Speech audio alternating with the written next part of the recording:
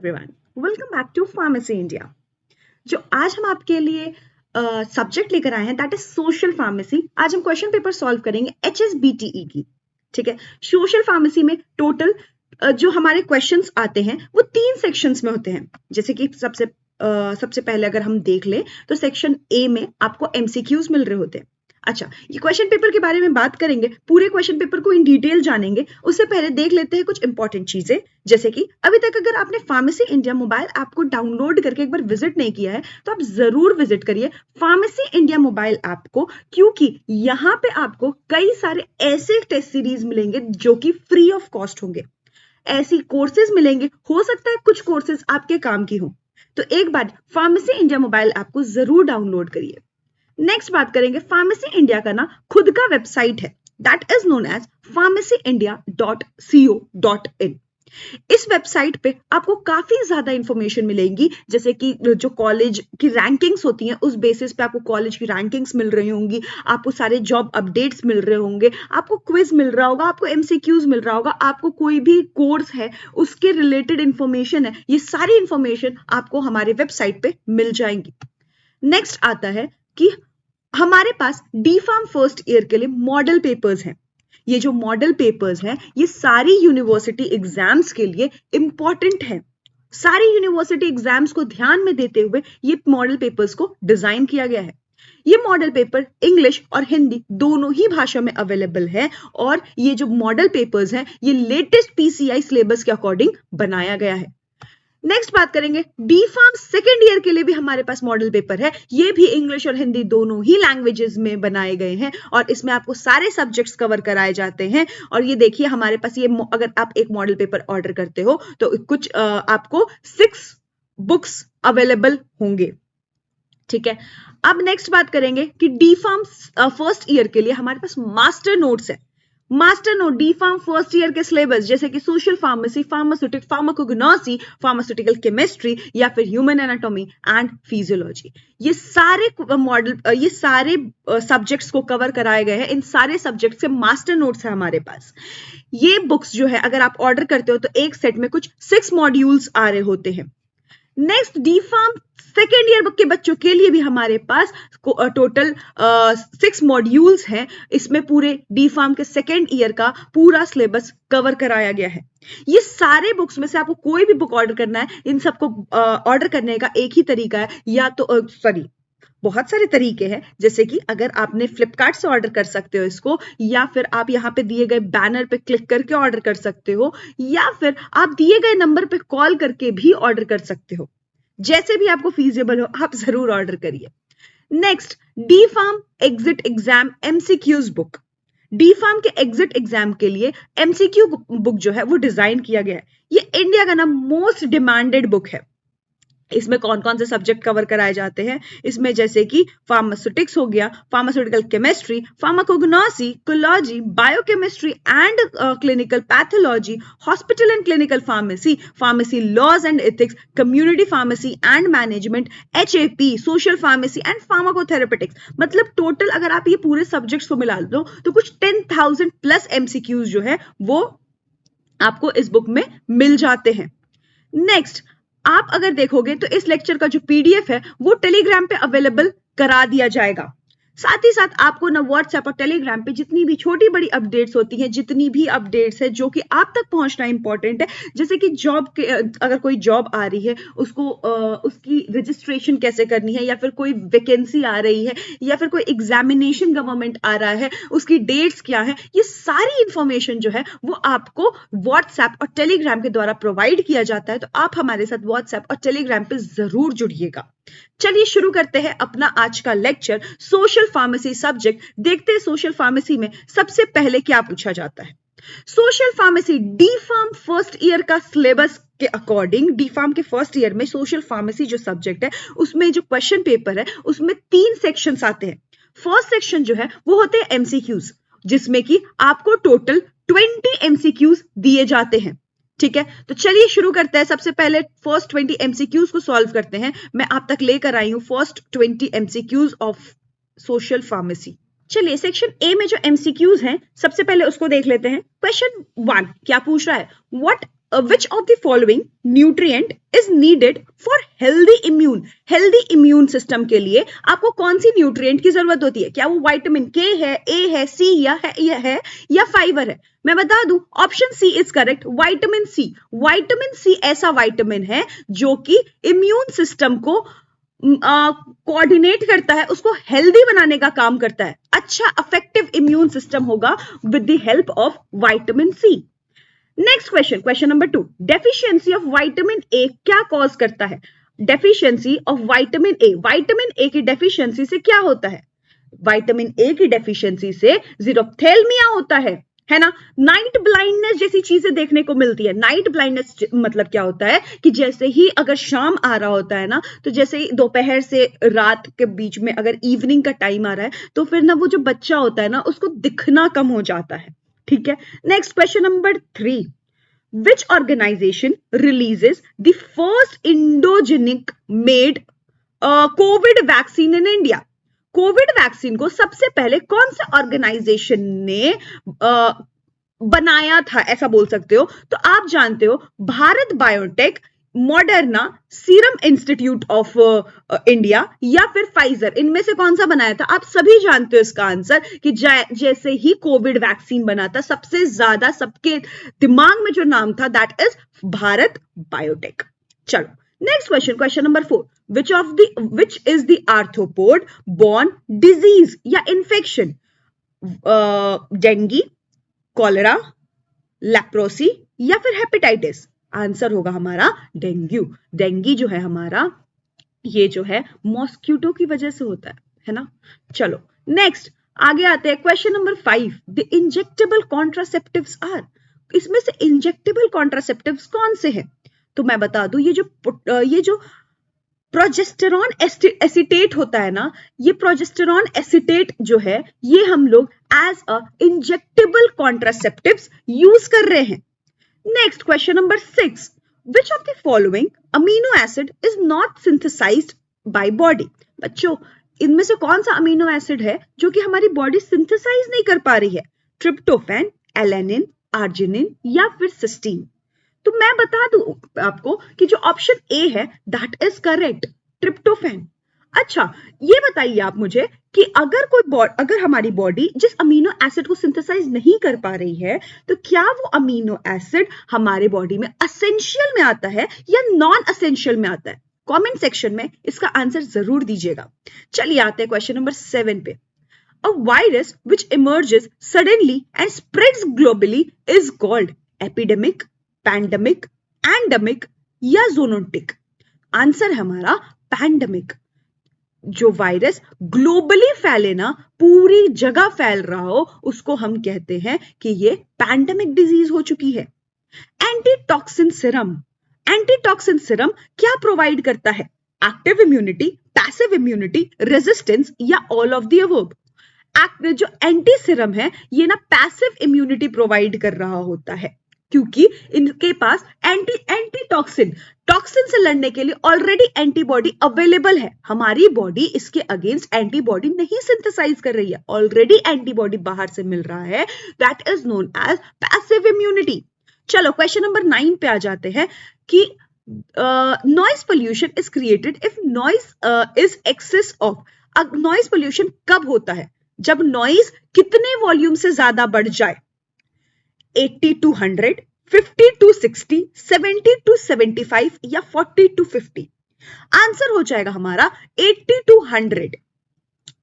Next question number 10, which is necessary to take sufficient amount in diet to overcome constipation? इनमें से कौन सा आपको sufficient amount में लेना चाहिए ताकि constipation से ओवरकम हो सके या फिर कॉन्स्टिपेशन सही हो सके?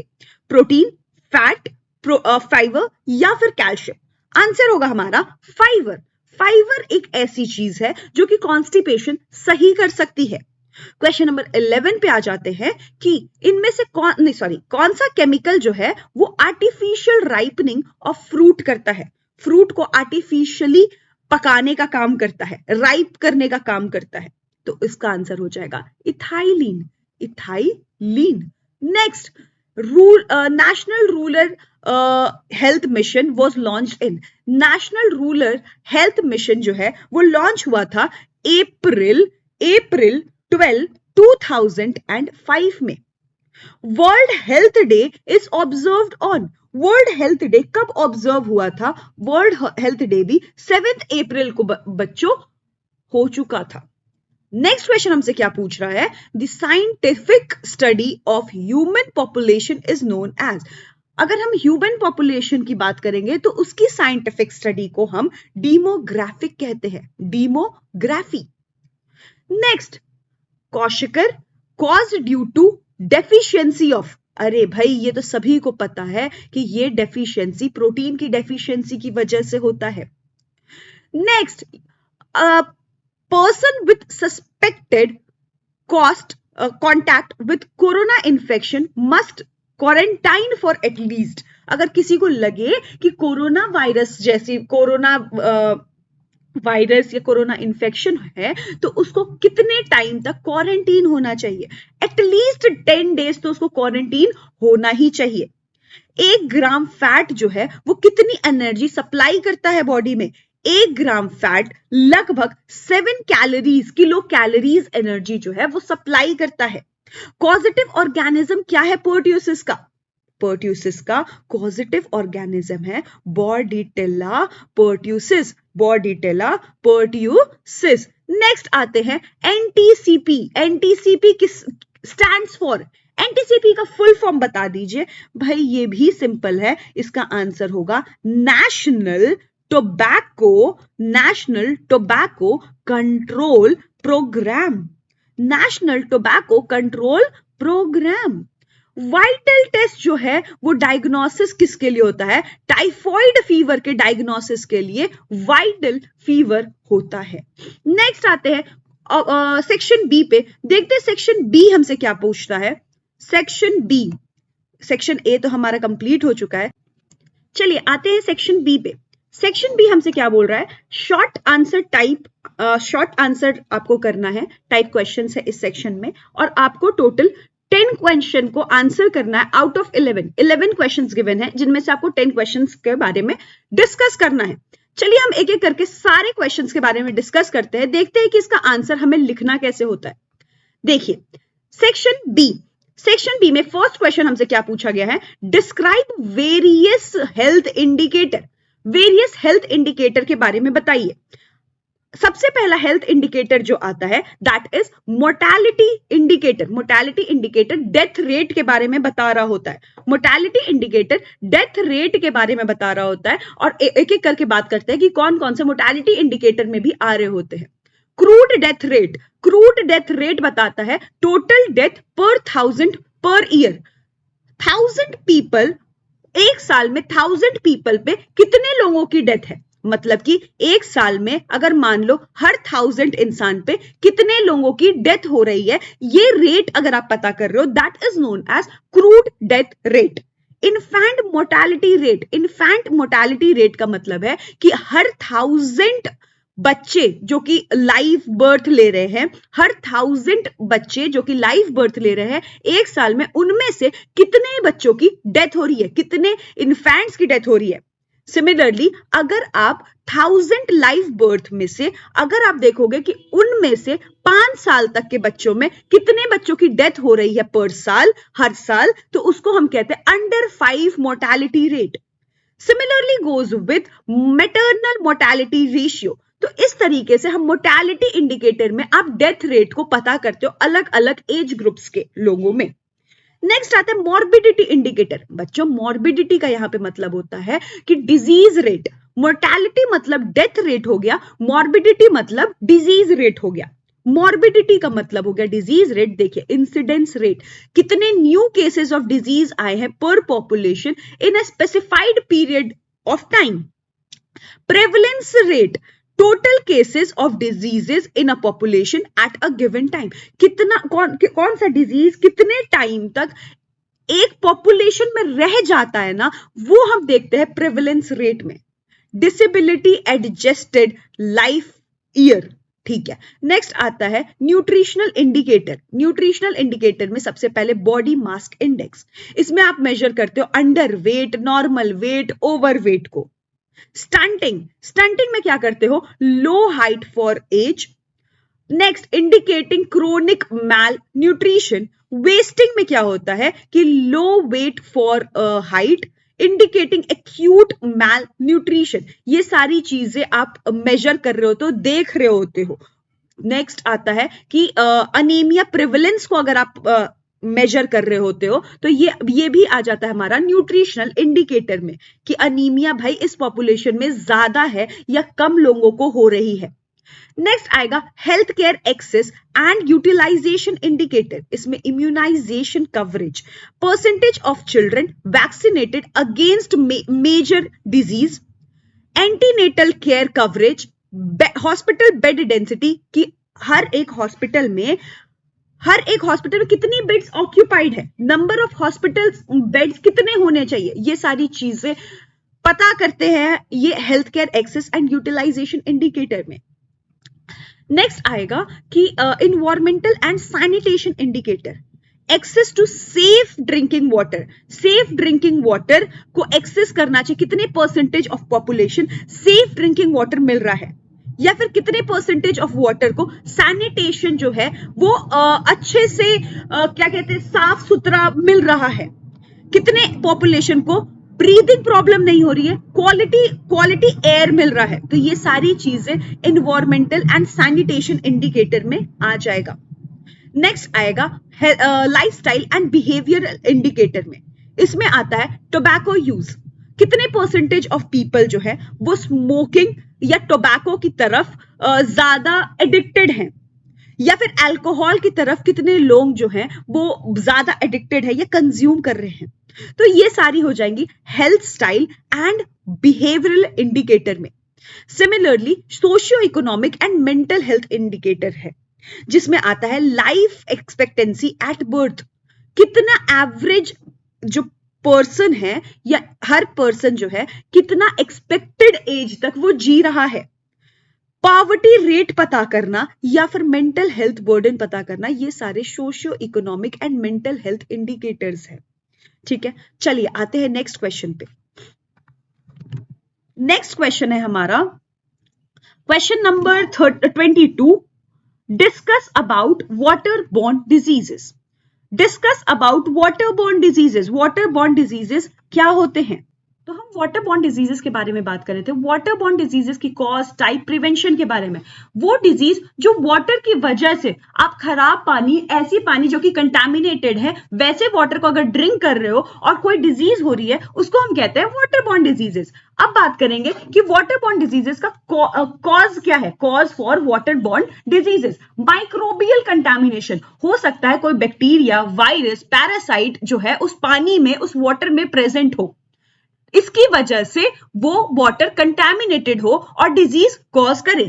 पुअर सैनिटेशन, सैनिटेशन पुअर हो, कोई भी इम्प्रॉपर वेस्ट का डिस्पोजल हो चुका हो, या फिर जो टॉयलेट्स हो वो ठीक से क्लीन ना हो, इसकी वजह से, पुअर सैनिटेशन की वजह से वाटरबोर्न डिजीजेस हो सकते हैं।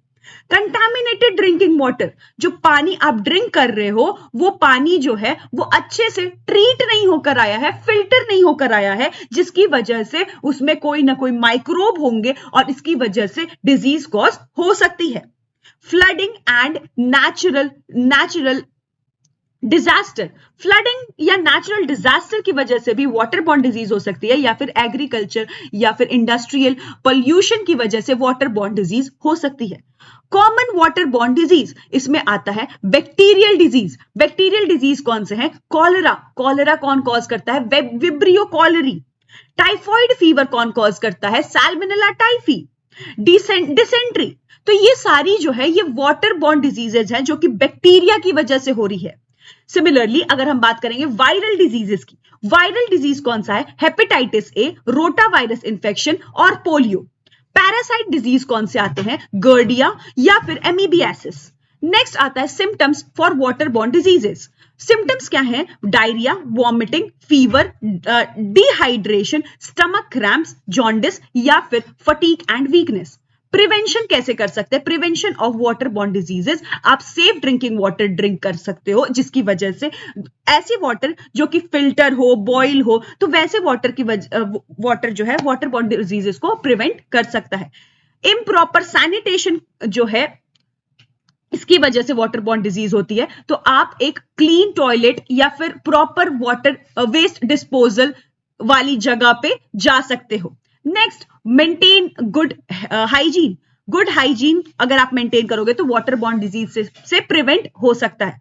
Food safety, vaccination, proper water storage, और नेक्स्ट आता है अवॉइड स्टैग्नेंट वाटर, क्योंकि जहां पे पानी जो स्टैग्नेंट अगर रहेगा तो वहां पे मॉस्किटोज या फिर बाकी लोगों की ब्रीडिंग प्लेस जो है वो बढ़ जाएगी और वहां से बीमारियां और ज्यादा फैलनी स्टार्ट होती हैं।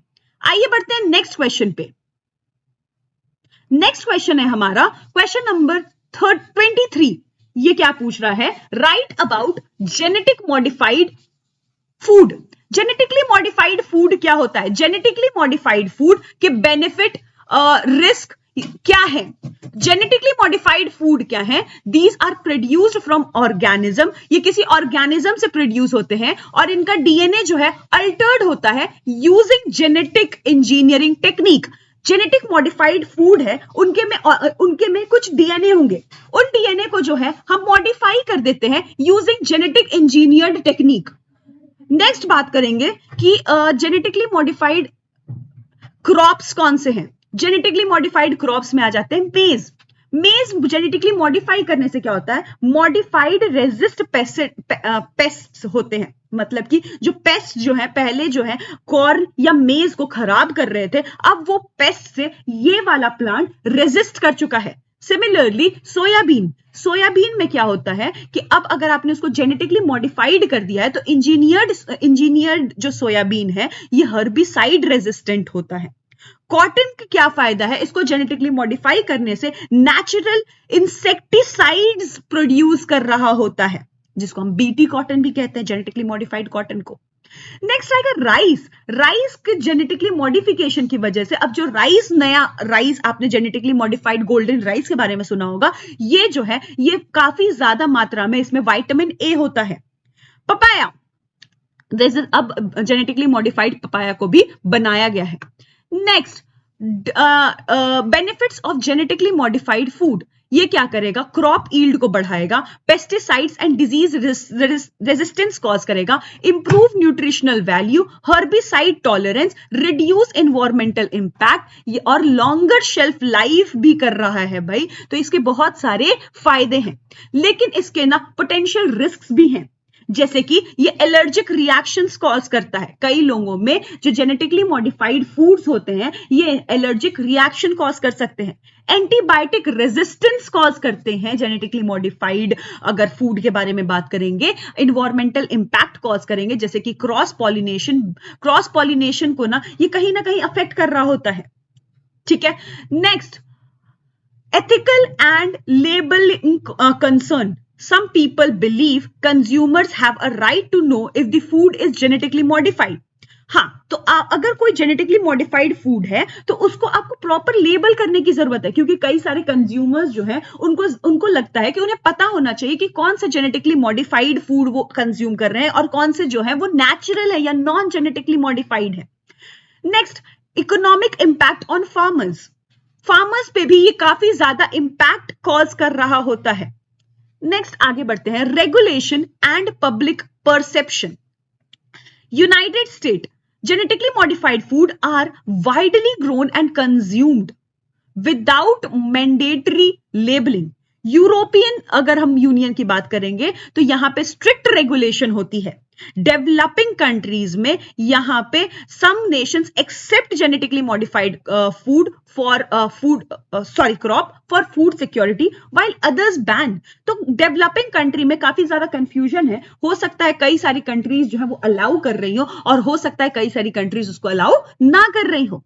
चलिए बढ़ते हैं नेक्स्ट क्वेश्चन पे, क्वेश्चन नंबर 24। क्वेश्चन नंबर 24 क्या पूछ रहा है हमसे? Describe the role of pharmacist in educating public in prevention of AIDS. AIDS के प्रिवेंशन के लिए, एड्स का अगर प्रिवेंशन करना है तो फिर फार्मासिस्ट कैसे पब्लिक को एडुकेट करे?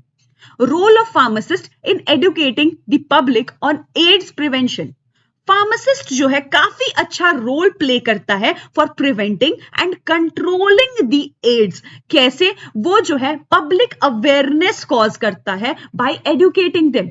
वो accurate information of HIV transmission के बारे में बताता है कि यार मिथ कौन सा है, मिसकंसेप्शन कौन सा है, और आपको कैसे कैसे ट्रीटमेंट लेनी चाहिए। ये सारी चीजें पब्लिक अवेयरनेस कराने का काम करता है एक फार्मासिस्ट। प्रमोट करता है सेफ प्रैक्टिस, ठीक है। नेक्स्ट आएगा इनकरेज करता है HIV टेस्टिंग एंड काउंसलिंग। वो सारे लोगों को एडुकेट करता है कि अगर ये सिम्टम्स दिख रहे हो तो आप क्या कर सकते हो, टेस्ट करा सकते हो। और उसके बाद लोगों को काउंसिल करता है कि यार डरने की जरूरत नहीं है, या फिर जो भी चीजें हैं वो अच्छे से उनको इनकरेज करेगा और बताएगा। नेक्स्ट बात करेंगे dispensing anti retroviral therapy and adherence counselling. अब एक बारी अगर मान लो कोई पेशेंट है जो कि HIV पॉजिटिव है और उसने डॉक्टर से प्रिस्क्रिप्शन ले लिया है, तो उसके बाद वो जो दवाइयां होंगी, जो एंटी रेट्रोवायरल थेरेपीज होंगी, उन दवाइयों को डिस्पेंस करने का काम फार्मासिस्ट का होगा, और उनको अच्छे से काउंसिल करना कि कौन सी मेडिसिन कब लेनी है और कौन सी मेडिसिन की क्या साइड इफेक्ट हो। ये सारी चीजें जो है ये एक हॉस्पिटल फार्मेसी या कोई एक फार्मासिस्ट ही बता सकता है। Prevent mother to child transmission. वो एडवाइस करता है कि जो प्रेग्नेंट वुमेन्स हैं वो कैसे प्रिकॉशंस लें ताकि मदर टू चाइल्ड ट्रांसमिशन ना हो किसी भी मतलब ये HIV इन्फेक्शन का। Providing pre exposure and post exposure prophylaxis. वो बताता है कि कैसे आप हाई रिस्क इंडिविजुअल को बताता है कैसे वो प्री एक्सपोजर प्रोफाइलैक्सिस ले सकते हैं, ठीक है। अगर किसी इंडिविजुअल को HIV पॉजिटिव हो गया तो वो पोस्ट एक्सपोजर प्रोफाइलैक्सिस क्या क्या ले सकते हैं, ये सारी चीजें एडुकेट करना एक फार्मासिस्ट का ही काम है। चलिए बढ़ते हैं नेक्स्ट क्वेश्चन पे। Next question is question number 25। क्या पूछता है? व्हाट इज आयुष्मान भारत योजना? डिस्कस। आयुष्मान भारत योजना क्या है? आयुष्मान भारत योजना a comprehensive health care initiative. ये जो है ये एक ऐसी योजना या फिर ऐसी एक गवर्नमेंट की स्कीम कह सकते हो जो कि 23 सितंबर 2018 में आया था, जो कि फोकस करता है कि प्रोटेक्ट करे इकोनॉमिकली वीकर सेक्शन को, प्रोटेक्शन देता है इकोनॉमिकली वीकर सेक्शन को by offering free medical treatment. Free medical treatment देना इकोनॉमिकली वीकर सेक्शन को, ये इस योजना का ऑब्जेक्टिव था। एक बारी ऑब्जेक्टिव वापस देख लेते हैं। Provide universal health coverage.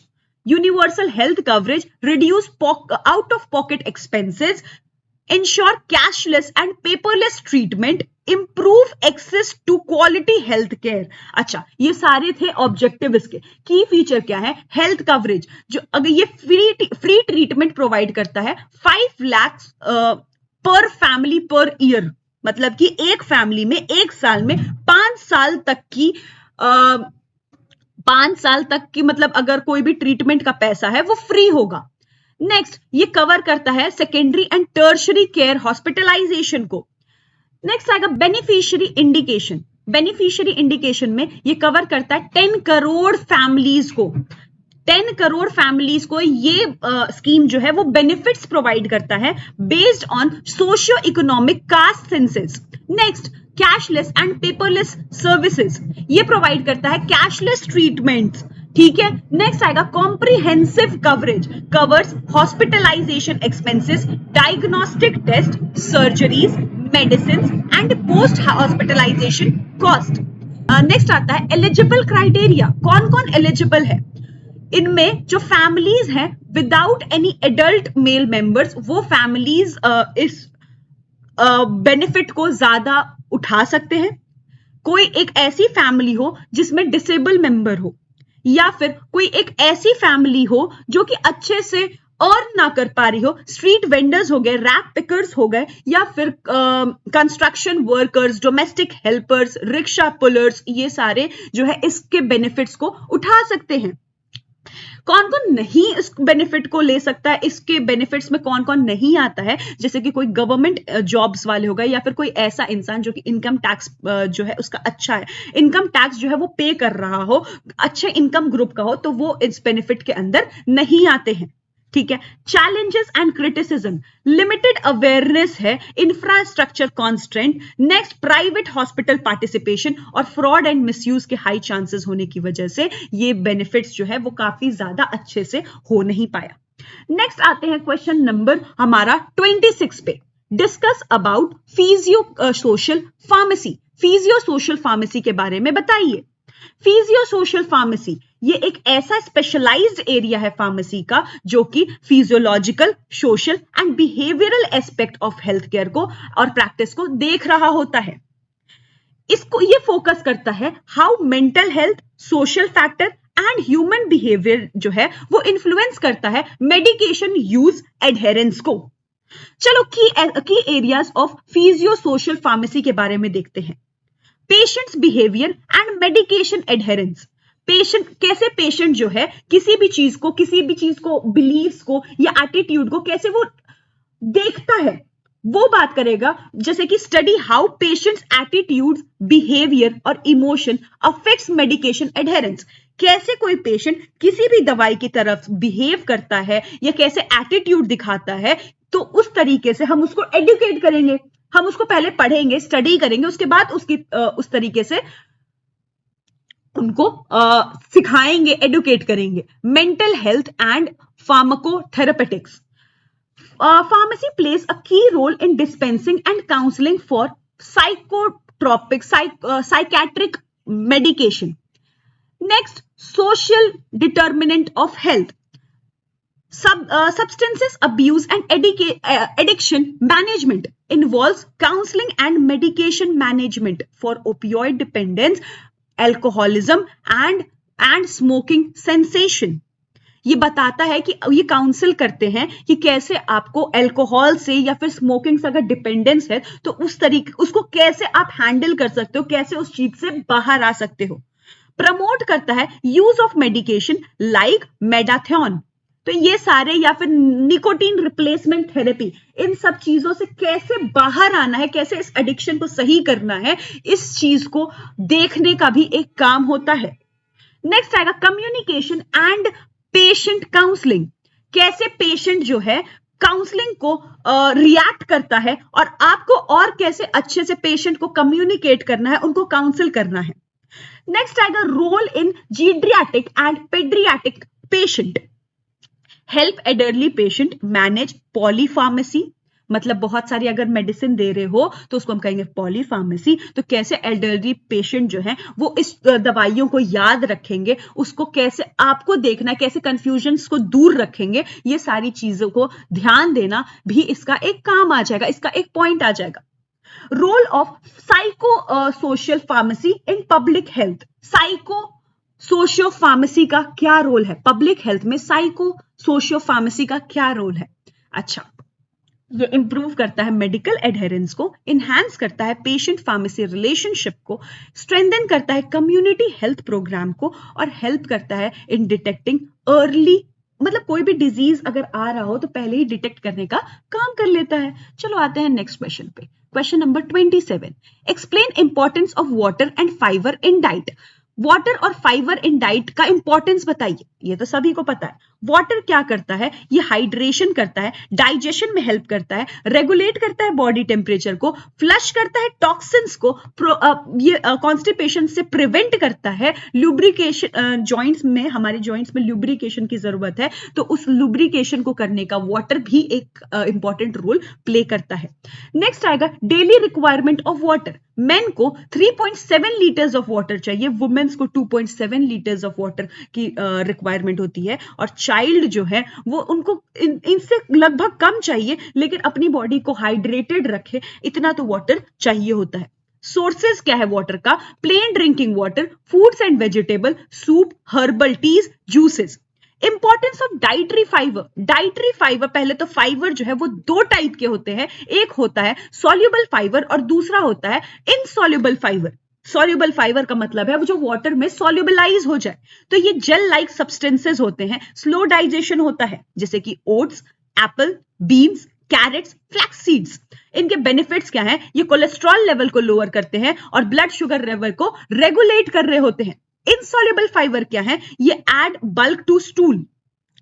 Next, ये स्पीड अप करते हैं डाइजेशन को, कॉन्स्टिपेशन को प्रिवेंट कर रहे होते हैं। कौन से हैं? होल ग्रेन हो गया, नट्स हो गया, वेजिटेबल्स हो गया, या फिर व्हीट ब्रेन हो गए। इनके बेनिफिट्स क्या है? ये इंप्रूव करता है डाइजेशन को, एड करता है वेट मैनेजमेंट में, रेगुलेट करता है ब्लड शुगर को, हार्ट डिजीजेस के कोई भी रिस्क है उसको रिड्यूस करता है, गट हेल्थ को इंप्रूव करता है। डेली फाइबर रिक्वायरमेंट कितना है? अगर मेन की बारे में बात करेंगे तो 38 ग्राम्स पर डे की फाइबर की रिक्वायरमेंट है और वुमेन्स को कुछ 25 ग्राम पर डे की रिक्वायरमेंट है। सोर्सेस क्या है? होल ग्रेन हो गया, फ्रूट्स हो गया हमारा, vegetables, nuts and seeds. Question number 28 की बात करते हैं। क्वेश्चन नंबर 28 क्या पूछ रहा है? Explain objectives and outcome of pulse polio programme. Pulse polio programme का ऑब्जेक्टिव एंड आउटकम के बारे में बताइए। अच्छा, मैं बताती हूं आपको। पल्स पोलियो प्रोग्राम, पोलियो को ना एकदम इरेडिकेट करने के लिए गवर्नमेंट ने ना कई सारे स्कीम्स निकाले थे। अगर मैं बात करूंगी पहले तो ऑब्जेक्टिव्स की, कि पल्स पोलियो प्रोग्राम की ऑब्जेक्टिव क्या है। ये इरेडिकेट करना चाहता था पोलियो को इंडिया से, जो कि इरेडिकेट हो गया है ऑलमोस्ट। नेक्स्ट, अगर बात करेंगे provide free oral polio vaccine.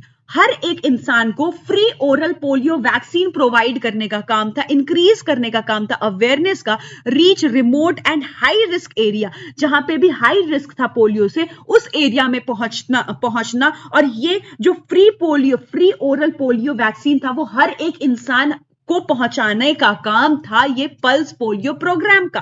Conduct mass immunisation drive, maintain herd immunity and monitor and prevent polio research. देखना कि कहीं पोलियो के नए केसेस तो नहीं आने लगे हैं। ठीक है, outcome of pulse polio programme. Outcome क्या हुआ कि जो 2014 में WHO ने बोला कि no new cases have been reported since 2011 in India. India में 2011 के बाद अभी तक कोई नया केस नहीं आया है। अभी तक का मतलब 2014 में WHO ने ये बात बोल दी थी, मतलब पूरी तरीके से पोलियो फ्री स्टेटस हो चुका था इंडिया का। नेक्स्ट आएगा इंक्रीज्ड इम्यूनाइजेशन कवरेज। बहुत सारे ही चिल्ड्रंस को, लगभग हर एक, जैसे आप पहले देखते थे कि पहले के जमाने में क्या होता था कि हर पोलियो ड्रॉप्स के लिए लोग जो है घर घर विजिट करते थे। जो वॉलंटियर्स होते थे वो घर पे देखते थे कि कोई बच्चा तो नहीं रह गया है और हर एक बच्चे को पोलियो ड्रॉप्स दिया जाता था। पब्लिक अवेयरनेस हो गया पोलियो के अगेंस्ट। ठीक है, नेक्स्ट अगर हम बात करेंगे कि global contribution to polio eradication, enhanced routine immunisation programme. Question number 29 क्या बोल रहा है, क्या पूछ रहा है हमसे? क्वेश्चन नंबर 29 पूछ रहा है describe causative organism, mode of transmission and types, symptoms and science, prevention measures of hepatitis. Hepatitis के बारे में इन एंड आउट पूछ रहा है बेसिकली। हेपेटाइटिस क्या है? Hepatitis is an inflammatory condition of liver. Liver में इन्फ्लामेशन होना जो कि किसी भी वायरस, अल्कोहल कंजम्पशन या ऑटो इम्यून डिजीज की वजह से हो सकता है।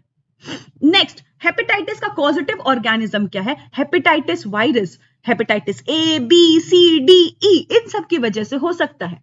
नॉन वायरल में अगर हम बात करेंगे तो अल्कोहल कंजम्पशन की वजह से, टॉक्सिन्स की वजह से, या फिर किसी भी अदर मेडिकेशन या ऑटो इम्यून डिजीज की वजह से ये हो सकता है।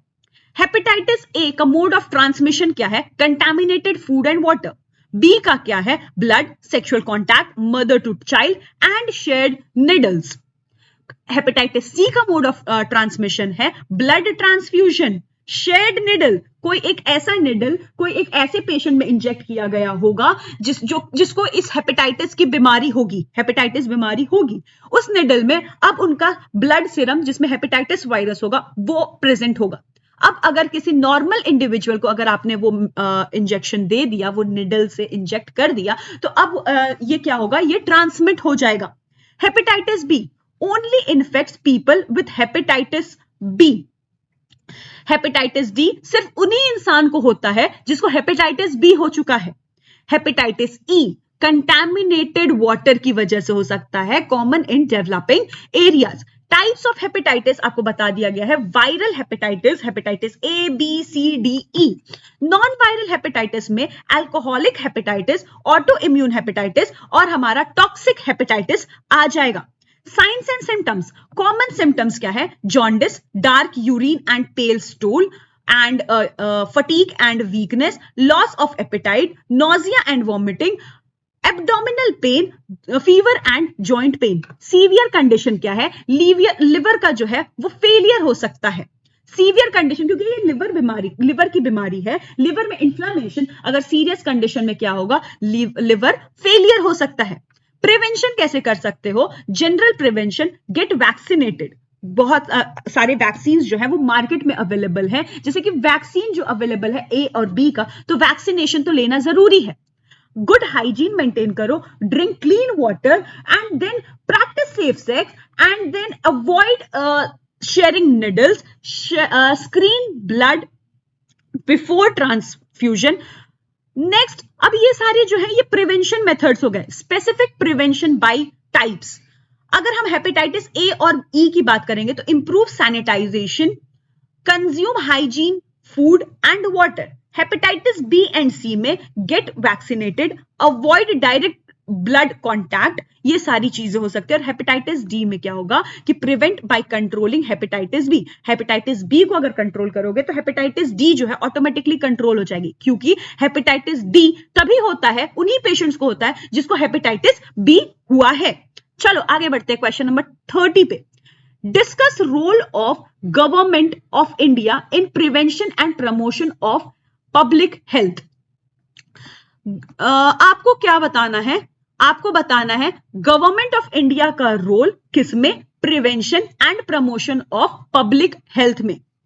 गवर्नमेंट ऑफ इंडिया जो है काफी ज्यादा वाइटल रोल प्ले करता है ताकि जो पब्लिक रहे वो हेल्दी रहे, डिजीज से प्रिवेंटेड रहे और उसका एक अच्छा हेल्दी लिविंग ऑर्गेनिज्म की तरह वो जी सके। इसके लिए वो बहुत सारे पॉलिसीज, प्रोग्राम्स, इनिशिएटिव्स लेकर आता है। गवर्नमेंट जो है वो नेशनल, स्टेट, लोकल लेवल पे हेल्थ केयर इंफ्रास्ट्रक्चर्स और बेनिफिट्स लेकर आता है, प्रमोट करता है अवेयरनेस को। अच्छा, एक बात कर लेते हैं कि कौन कौन से हेल्थ केयर बेनिफिट्स या फिर प्रोग्राम्स लेकर आया है। तो एक आता है पॉलिसीज एंड लेजिस्लेटिव फ्रेमवर्क, इसमें आता है नेशनल हेल्थ पॉलिसी 2017। नेक्स्ट आएगा food safety and standard act 2006, environment protection act 1986 और एपिडेमिक डिजीज एक्ट 1897। ये सारे जो हैं ये प्रोग्राम्स गवर्नमेंट लेकर आया है ताकि वो पब्लिक हेल्थ को और बेटर बना सके। National health programme and schemes, इसमें आता है universal health care initiative, Ayushman Bharat Yojana. Next आएगा national health mission, free drug and diagnostic services, disease prevention and control, इसमें pulse polio programme, national tuberculosis elimination programme, national AIDS control programme, vector borne diseases control programme. Maternal and child health, इसमें आएगा जनानी सुरक्षा योजना, ये काफी बार सुना होगा आपने। ये क्या करता है? ये जो वुमेन्स होती हैं उनकी मोर्टेलिटी रेट को डिक्रीज करने का काम करता है कि यार वो सही रहे। ठीक है, मैटरनल मोर्टेलिटी रेट को डिक्रीज करने का इसका ऑब्जेक्टिव रहता है। ठीक है, नेक्स्ट आएगा इम्यूनाइजेशन एंड वैक्सीनेशन। अब इसमें क्या है? इसमें देखा जाता है कि ज्यादा से ज्यादा लोग वैक्सीनेटेड रहे। कोई एक ऐसा डिजीज अगर आ रहा हो जिसमें कि बहुत ज्यादा एपिडेमिक, पैंडेमिक की कंडीशन आ रही हो, तो उसमें गवर्नमेंट ट्राई करता है कि जो वैक्सीनेशन है ये ज्यादा से ज्यादा लोगों तक पहुंचे।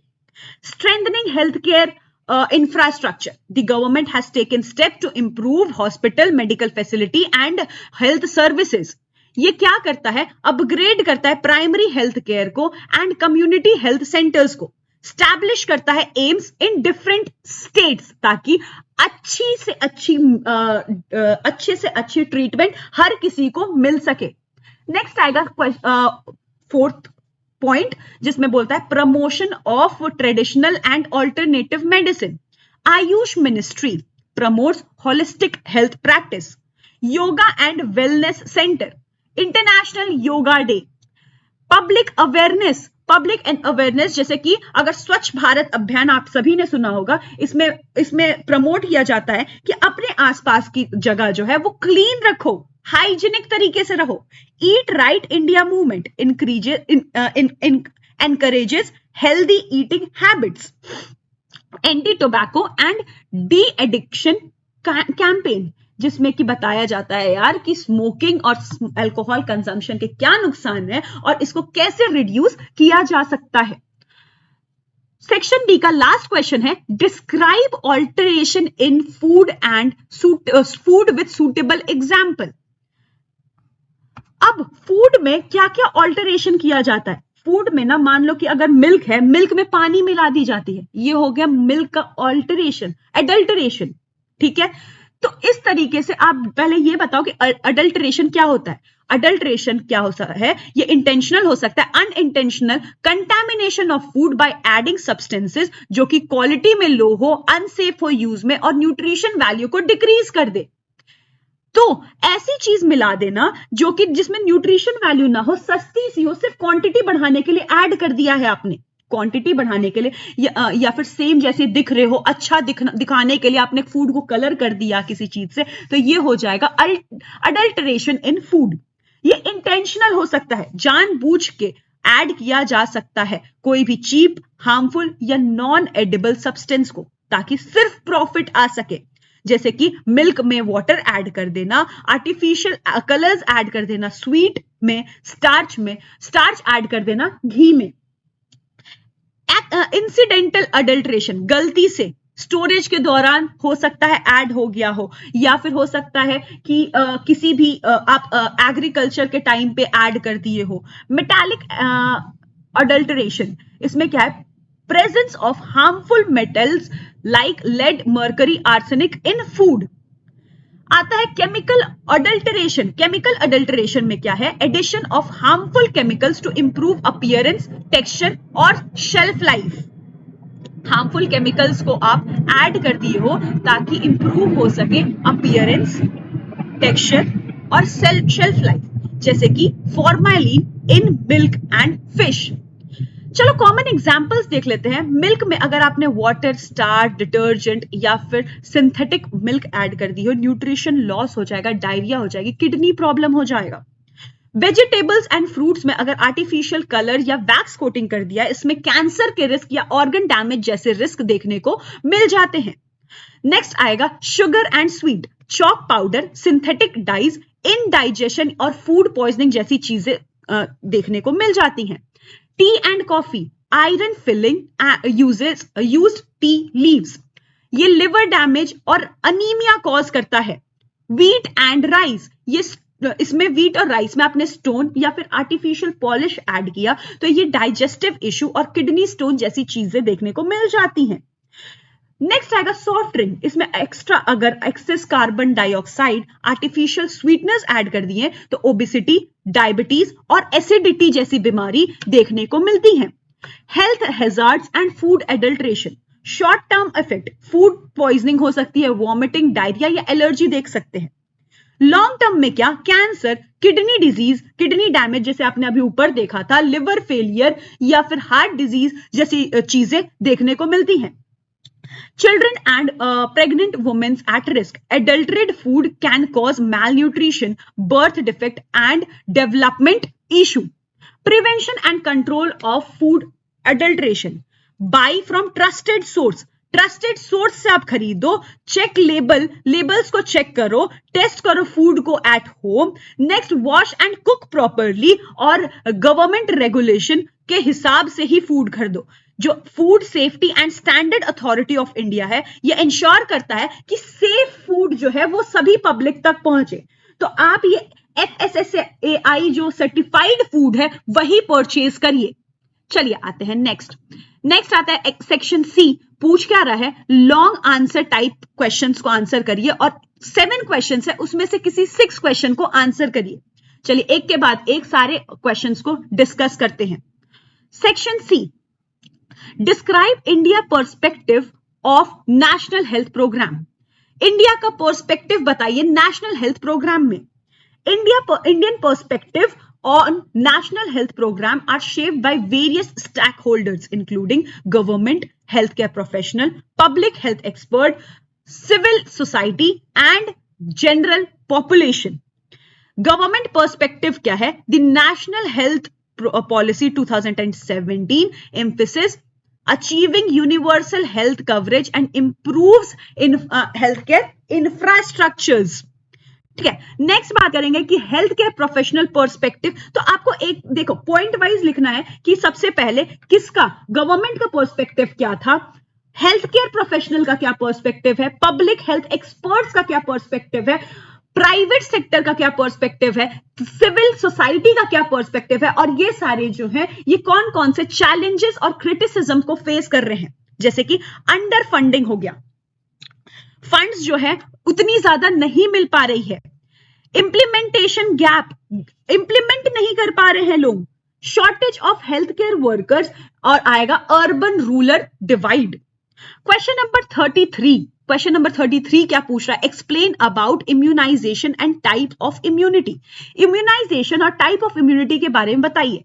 इम्यूनाइजेशन का मतलब है कि किसी भी पर्सन को इम्यून करना, इम्यून मतलब कि किसी भी पर्सन को वैक्सीनेशन दिलाना, एडमिनिस्ट्रेशन ऑफ वैक्सीन, ताकि वो इंसान को अगर किसी भी चीज से वैक्सीनेशन होती है तो वो इंसान जो है, वो पर्सन जो है उस चीज से इम्यून हो जाता है, उसकी इम्यूनिटी डेवलप हो जाती है। ठीक है, अब वो किसी भी अगर वो पैथोजन दोबारा आएगा तो उससे वो फाइट कर सकता है। इंपॉर्टेंस ऑफ इम्यूनाइजेशन, ये प्रिवेंट करता है diseases like polio, measles and tuberculosis, reduce child mortality rate. ठीक है, अच्छा, टाइप्स ऑफ इम्यूनाइजेशन क्या है, इनेट इम्यूनिटी, ये नेचुरल इम्यूनिटी होती है, ये प्रेजेंट फ्रॉम बर्थ होता है, बर्थ से ही प्रेजेंट होता है, provide immediate general defence against pathogen. General defence जैसे कि अगर स्किन हो गया, ये हमारे बॉडी को प्रिवेंट कर रहा है, अंदर ऑर्गन्स को प्रिवेंट कर रहा है, कोई केमिकल बैरियर्स जैसे कि अगर हमारे स्टमक में एसिड्स है वो बैक्टीरिया या माइक्रोब्स को अपने लेवल पे किल कर रहे होते हैं, तो ये हो गया इनेट इम्यूनिटी जो कि हमारी बर्थ से ही प्रेजेंट है। नेक्स्ट आएगा अडैप्टिव इम्यूनिटी, ये डेवलप होती है आफ्टर एक्सपोजर टू पैथोजन या वैक्सीनेशन। हो सकता है कि नॉर्मली पैथोजन जो है हमारी बॉडी में आया, उसके बाद हमारी इम्यूनिटी डेवलप हुई, या फिर हो सकता है आपको किसी वैक्सीन की वजह से इम्यूनिटी डेवलप हो रही है, तो ये इम्यूनिटी हो गई एडैप्टिव इम्यूनिटी, ये एक्वायर किया है हमने, है ना। तो अब बात करेंगे कि इसमें क्या है, दो टाइप की, ये पहले तो लॉन्ग टर्म इम्यूनिटी होती है, इसमें क्या है types of immunity, that is active immunity. इसमें क्या है, बॉडी खुद की इम्यूनिटी डेवलप कर रहा है, खुद की इम्यूनिटी खुद ही, अगर बॉडी को मान लो आज माइक्रोब्स मेरे बॉडी में गए, मेरी बॉडी जो है उसके अगेंस्ट एंटीबॉडीज बनाएगी। अब आएगा नेचुरल एक्टिव इम्यूनिटी, अगर इन्फेक्शन जो है बाहर से खुद से आया है, that is known as natural. अगर वैक्सीन के थ्रू हमने कोई माइक्रोब इंजेक्ट किया है और फिर हमारी बॉडी इसके अगेंस्ट इम्यूनिटी बना रही है, that is known as artificial active immunity.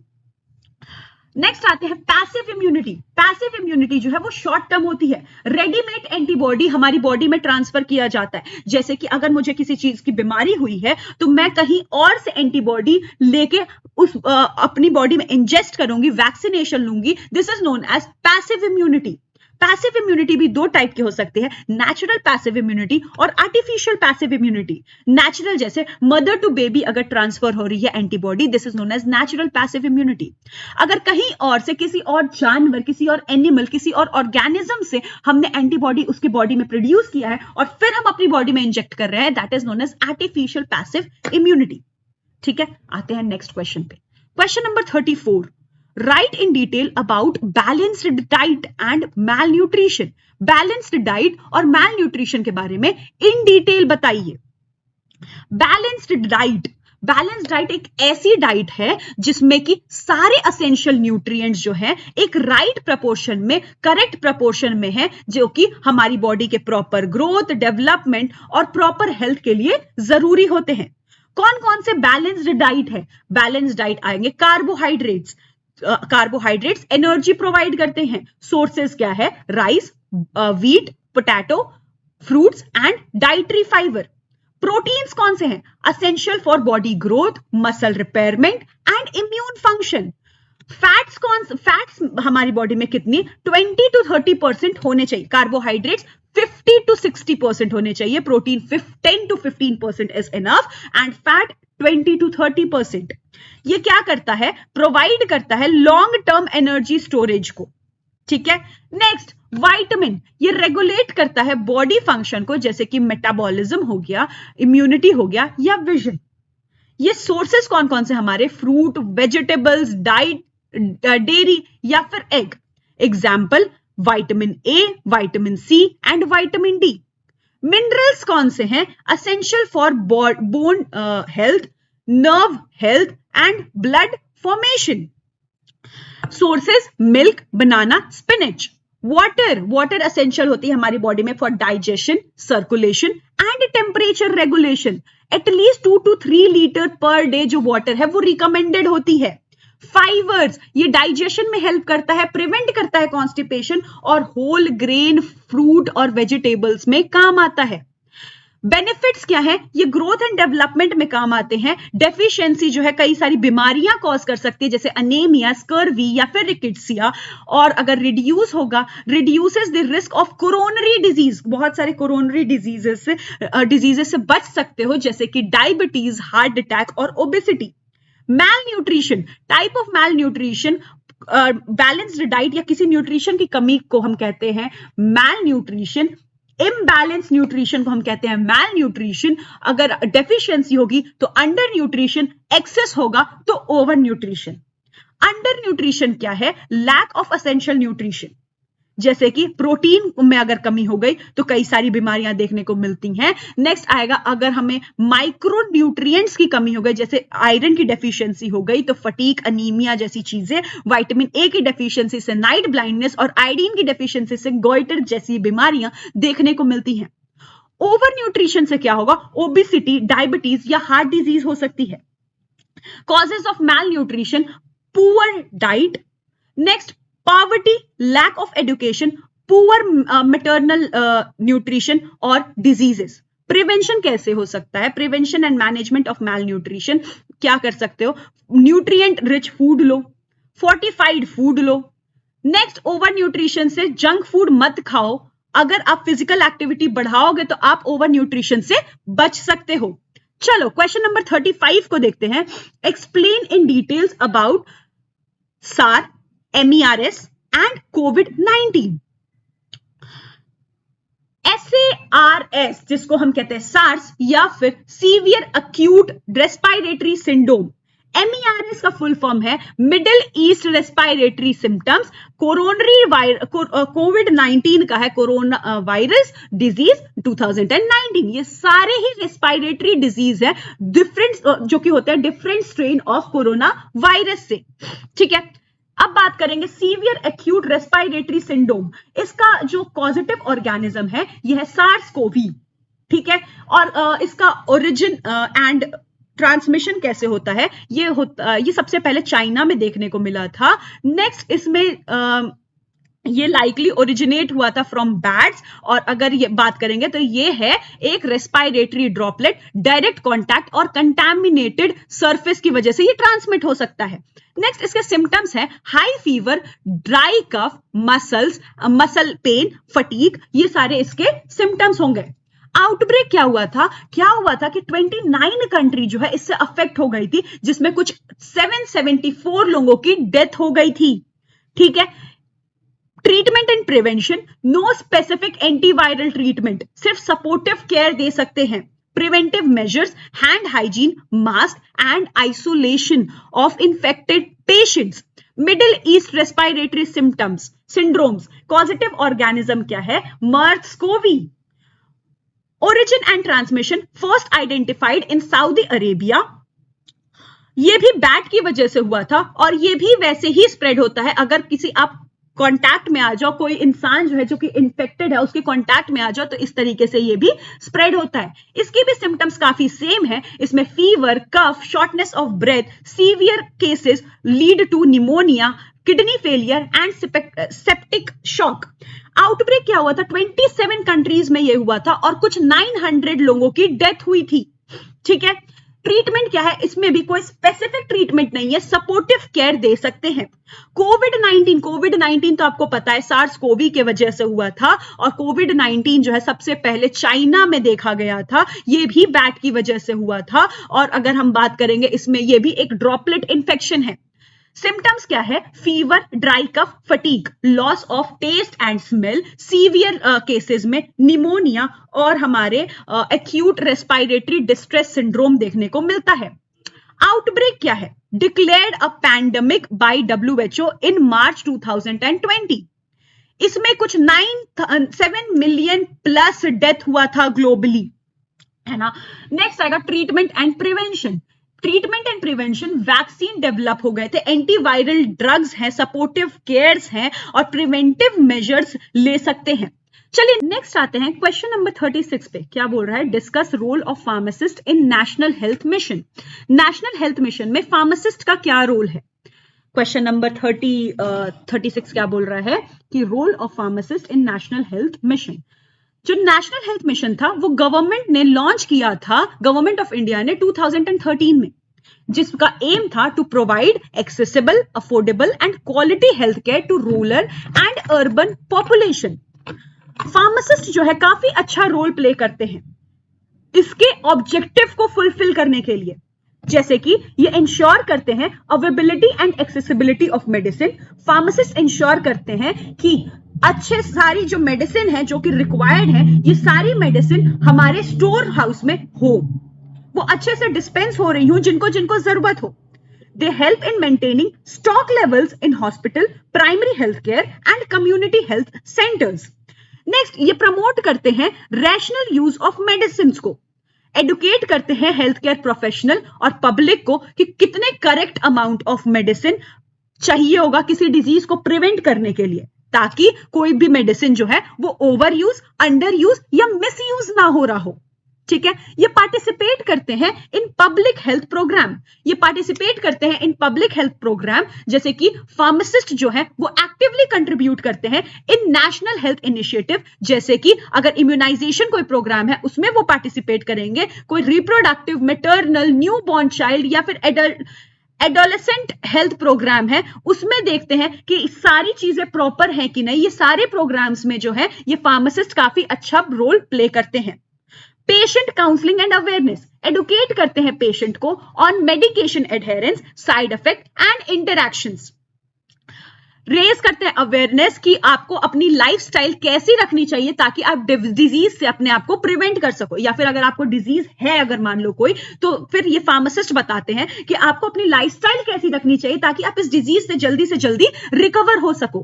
Pharmaco vigilance and drug safety programme, इसमें बताया जाता है, इसमें फार्मासिस्ट क्या करता है, वो देखता है कि किसी मेडिसिन से किसी भी इंसान को कोई साइड इफेक्ट या एडवर्स इफेक्ट तो नहीं हो रहा है। अगर हो रहा है तो वो हायर अथॉरिटी या pharmacovigilance programme of India को रिपोर्ट कर देता है। नेक्स्ट आएगा strengthening the public health supply chain. ये स्ट्रेंथन करता है पब्लिक हेल्थ सप्लाई चेन ताकि इन्वेंट्री हमारे पास रहे, स्टॉक आउट ना हो किसी भी मेडिसिन का। चलो आते हैं नेक्स्ट क्वेश्चन पे, question number 37। Describe in detail application and significance of pharmaco economics. Pharmaco economics के बारे में आप उसका एप्लीकेशन और सिग्निफिकेंस बताइए।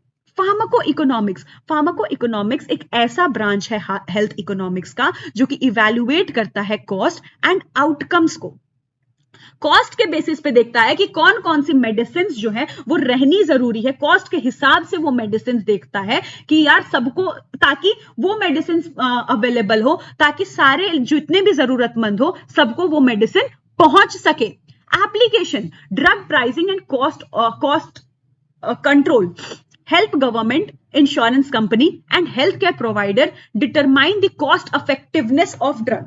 वो ड्रग जो कि कॉस्ट इफेक्टिव हो और डिजीज से प्रिवेंट कर रहे हो इक्वली, उन ड्रग्स को वो देखता है, वो रेगुलेट करता है, ड्रग की प्राइसेस को रेगुलेट करता है। Health care policy and disease making, government and policy maker uses pharmacoeconomic to design national health policy and reimbursement techniques। ठीक है।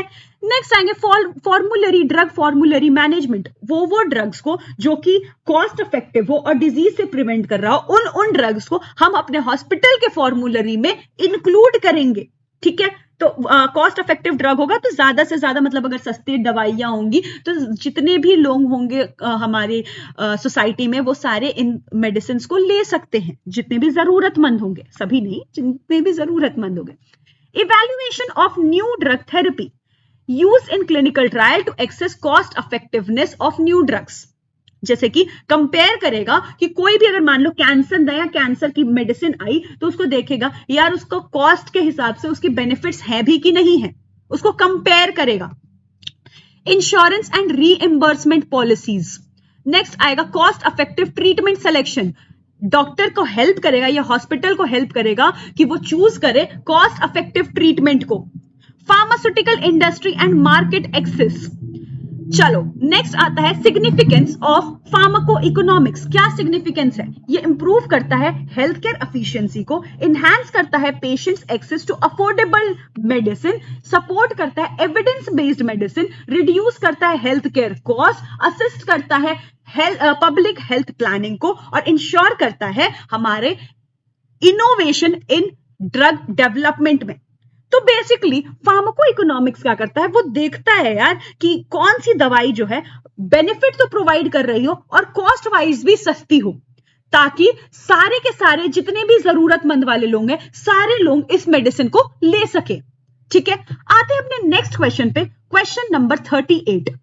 Define nutraceutical and discuss different types of nutraceuticals. 38 हमारा question 38 बोल रहा है कि न्यूट्रास्यूटिकल्स क्या होते हैं। वर्ड को तोड़िए, आपको समझ में आएगा। ऐसे फार्मास्यूटिकल्स जो कि न्यूट्रिशन प्रोवाइड भी कर रहे होते हैं, फूड डिराइव्ड प्रोडक्ट्स हो सकते हैं, ये कोई फूड या फूड डिराइव्ड प्रोडक्ट्स भी हो सकते हैं। की फीचर्स ऑफ न्यूट्रास्यूटिकल्स, ये सर्टेन बायोएक्टिव कंपोनेंट्स जैसे कि विटामिन, मिनरल्स या फिर एंटीऑक्सीडेंट, प्रोबायोटिक्स, ये सारी चीजें कंटेन कर रहे हो। Used for disease prevention and management, available as functional food, dietary supplement and medicinal foods.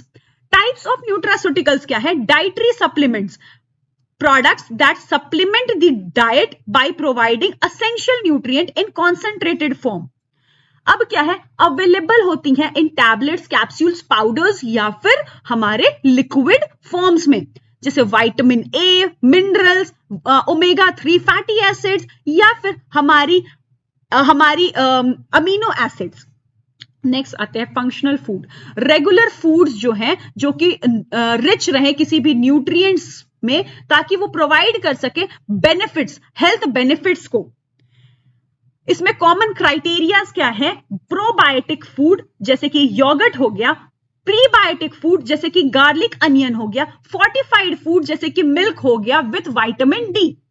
Medicinal food, food जो है स्पेशली फॉर्मुलेट किया गया है for dietary management of disease, तो उसको हम कहेंगे मेडिसिनल फूड, जैसे कि ग्लूटेन फ्री फूड या फिर high protein formula, lactose free milk, ये सारे हो जाएंगे। Functional beverages, drink fortified with vitamin, mineral, probiotic and herbal extract. Example क्या है? Energy drinks with caffeine and vitamin D, herbal tea, vitamin enriched water. Fifth आ जाएगा phytochemicals, plant based food, इसमें आएंगे flavonoids found in tea, citrus fruit. ये क्या करता है? हेल्थ बेनिफिट करता है, हार्ट के बेनिफिट में काम करता है। नेक्स्ट आएगा हमारा कैरोटीनॉइड्स कैरेट्स में प्रेजेंट होते हैं और ये आई हेल्थ को इंप्रूव कर रहे होते हैं। करक्यूमिन, ये टर्मरिक में प्रेजेंट होते हैं और एंटी इंफ्लेमेटरी बेनिफिट प्रोवाइड कर रहे होते हैं। Probiotic and prebiotic, probiotic live beneficial bacterias हैं जो कि हमारे गट हेल्थ को इंप्रूव कर रहे होते हैं। प्रीबायोटिक नॉन डाइटरी फाइबर्स हैं जो कि सपोर्ट करते हैं ग्रोथ ऑफ प्रोबायोटिक्स को। ठीक है, तो ये हो गए हमारे टोटल पूरा क्वेश्चन पेपर। टोटल 38 क्वेश्चंस थे इसमें, और ये जो क्वेश्चंस थे ये हमारे सोशल फार्मेसी सब्जेक्ट से थे। है ना। तो ये मैंने सेक्शन वाइज सारे ही क्वेश्चन सॉल्व किए हैं। पॉइंट टू बी नोटेड ये है हमारा कि हमें जितने भी आंसर करने हैं ये पॉइंट वाइज करने हैं, सारे आंसर्स आपको पॉइंट वाइज ही आंसर करने हैं, ताकि आपको एग्जामिनेशन में एग्जामिनर को क्लैरिटी आ सके, आपके पेपर से क्लैरिटी आ सके कि हाँ इस बच्चे को सभी कुछ आता है। तो आप सारे आंसर्स पॉइंट वाइज जरूर करके आना, आपको इससे ज्यादा नंबर मिलेंगे, है ना। तो मैं ये हर एक लेक्चर में बोलती हूँ क्योंकि ये बहुत ही इंपॉर्टेंट चीज है। ठीक है, चलिए फिर ये पूरा लेक्चर एक बार अच्छे से पढ़िए, समझिए, और फिर मिलते हैं अपने नेक्स्ट लेक्चर में। Thank you so much everyone and all the best for your examination. Thank you so much.